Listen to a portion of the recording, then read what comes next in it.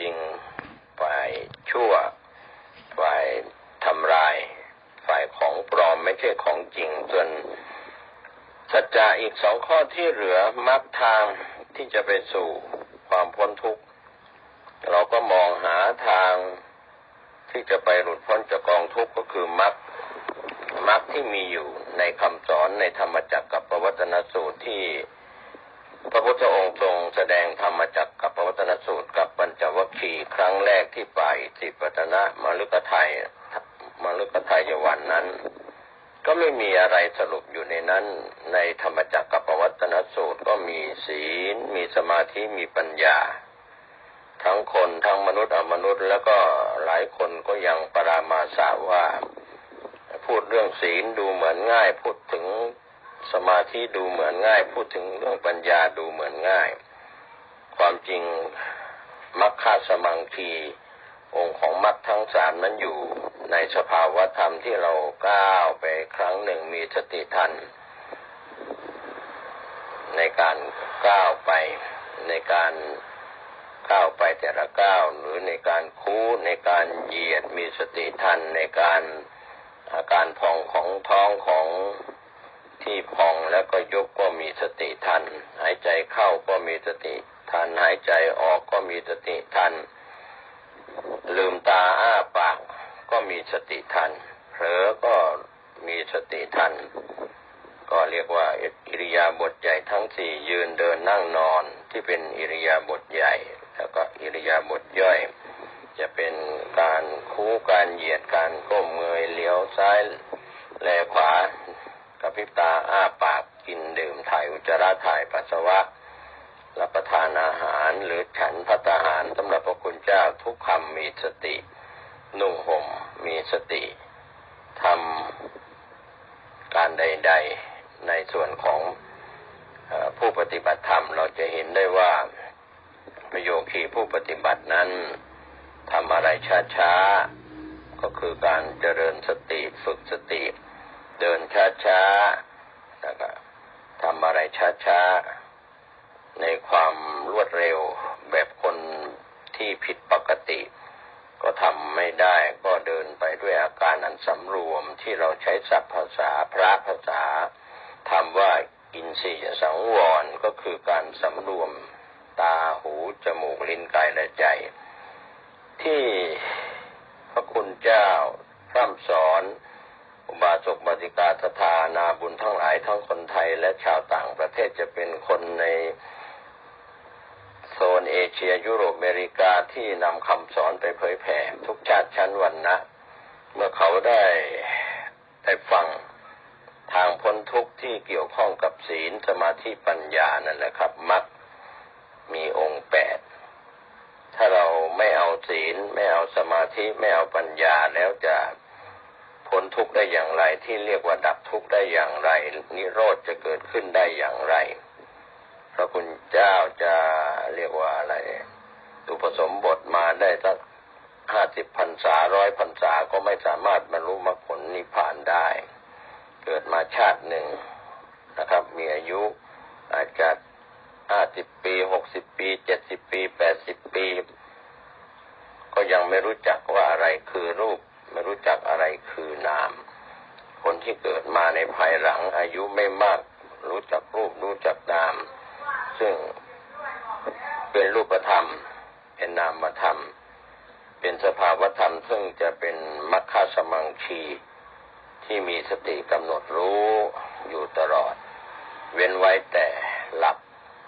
ก็ในการกินดื่มถ่ายอุจจาระถ่ายปัสสาวะในการกระทำการงานใดๆก็เป็นเรื่องของบางคนก็มองว่าเป็นเรื่องของคำว่าโยคีผู้เป็นโยคีหรือโยคาวจรที่จะปฏิบัติธรรมนั้นส่วนใหญ่ก็ปลีกตัวหลีกเล่นกินคนเดียวนอนคนเดียวอยู่คนเดียวถึงเวลาก็ครูบาอาจารย์ที่เป็นวิปัสสนาจารย์ก็เรียกไปสอบอารมณ์ไปแนะนำเพิ่มเติมในการปฏิบัติพระกรรมฐานจะเป็นสมถะหรือวิปัสสนาก็ตามวันนี้เราเตลิดไปนอกตัวกันมากมายแม้แต่เรื่องของกรรมการกระทำ มนุษย์เกิดแก่เจ็บตายจะนับถือพุทธศาสนาไม่นับถือพุทธศาสนาจะนับถือศาสนาใดๆก็ล้วนแล้วแต่เป็นเพื่อนเกิดแก่เจ็บตายไม่มีใครหลีกเล่นจากสัจจะที่เราเรียกว่าความจริงโดยสมมุติแล้วก็ความจริงโดยปรมัตถ์ความจริงโดยสมมุตินั่นแหละปกปิดความจริงที่เป็นปรมัตถ์อยู่ภายในบางคนก็เรียกว่ายิ่งอยากก็ยิ่งมืดนะครับยิ่งอยากได้อยากมีอยากเป็นก็ยิ่งมืดเพราะว่าความอยากนั้นเป็นสมุทัยเป็นเหตุให้เกิดทุกข์ก็เลยครูบาอาจารย์โบราณอาจารย์บัณฑิตวิปัสสนาจารย์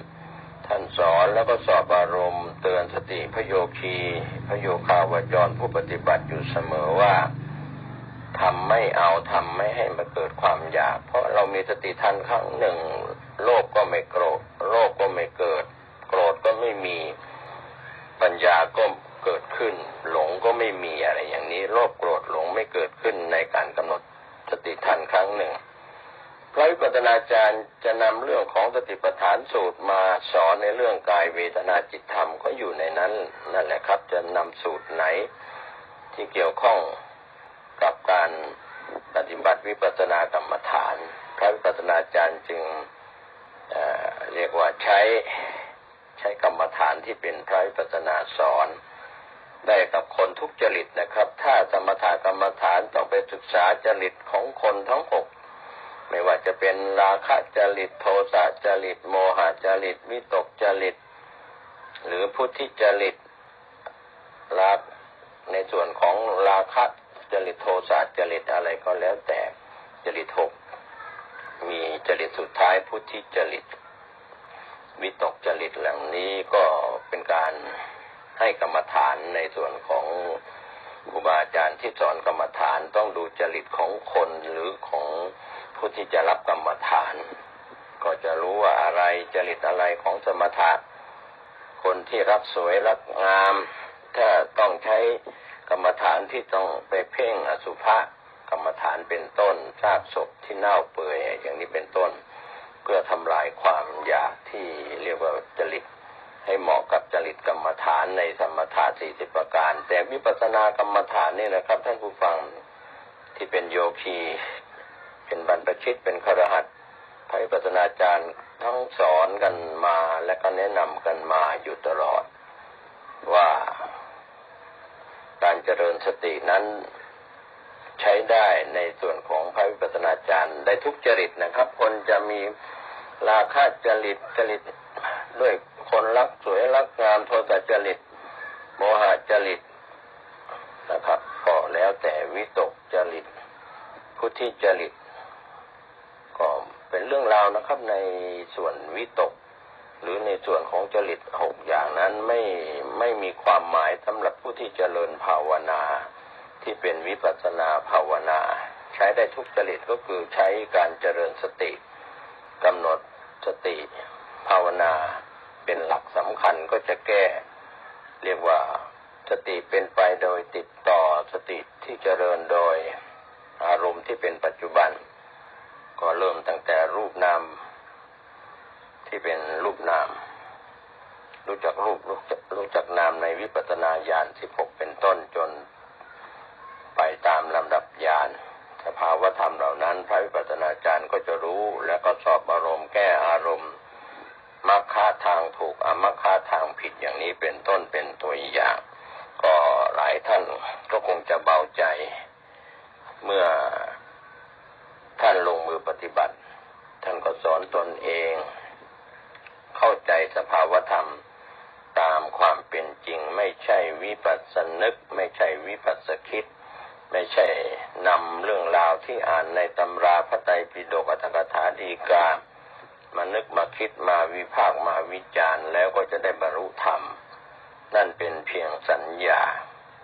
ก็เป็นความจำบางครั้งก็วิปลาสได้คลาดเคลื่อนจากความเป็นจริงได้จิตใจก็เหมือนกันที่เป็นจิตวิปลาสคลาดเคลื่อนคิดแล้วก็คลาดเคลื่อนจากความเป็นจริงได้ไม่อย่างนั้นเราก็ไม่เรียกว่าคนที่ขาดสติ คิดอะไรเพลิดเพลินไปไม่มีสติควบคุมก็เป็นจิตวิปลาสเป็นคนวิกลจริตหรือเป็นโรคประสาทนะครับทำอะไรเพ้อคลั่งไปคิดไปพลาดไปหลงไปลืมไปอย่างนี้ก็พลาดเป็นอมัคคะส่วนความคิดเห็นที่เป็นทิฏฐิวิปลาสเป็นความคิดเห็นผิดเช่นคิดว่าบาปไม่มีบุญไม่มีนรกสวรรค์ไม่มีคุณพ่อคุณแม่ไม่มีคุณครูบาอาจารย์ไม่มีทำกรรมดีให้ผลเป็นความสุขความเจริญไม่มีทำความชั่วให้ผลเป็นความทุกข์ความเดือดร้อนไม่มีปฏิเสธเลวร้ายไปกว่านั้นก็คือเป็นนิยตมิจฉาทิฏฐิดิ่งไปสู่อบายอย่างเดียวแล้วก็เป็นตัวอย่างของคนหลงผิดที่คนดื้อรั้นที่ไม่ฟังใคร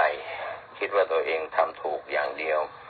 ต้องเป็นศิษย์ที่มีครูบาอาจารย์เป็นพี่เลี้ยงเป็นผู้แนะน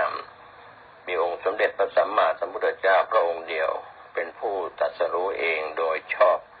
เป็นศาสดาเอกของโลกทั้งโลกมนุษย์แล้วก็โลกอ